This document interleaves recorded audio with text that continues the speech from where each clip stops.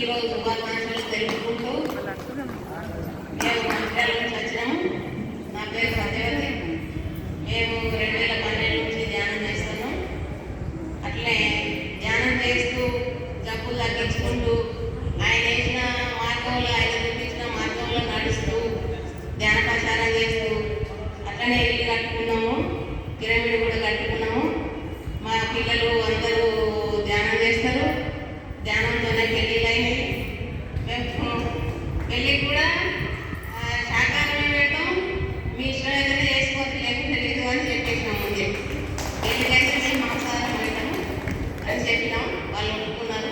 అట్లనే పెళ్ళిళ్ళు అయినాయి. పిల్లలందరూ ధ్యానం చేస్తారు. రాత్రి అందరం హ్యాపీగా ఉన్నాం. ఇట్లా ధ్యానం చేసుడు నిత్యము ధ్యానం చేస్తూ మరి మనకు మార్గాన్ని ఇచ్చిన ఆయన ఇచ్చిన బాటలో మనం నడుస్తూ ఎక్కువగా ధ్యానం చేస్తూ మనము నిత్యం ధ్యానం చేస్తూ మరి ఆచరించాలి. ఆయన చెప్పిన అన్ని ఆచరించినప్పుడు మనం ఎదగలుగుతుంది, మన సోలు ఎదగలుగుతుంది.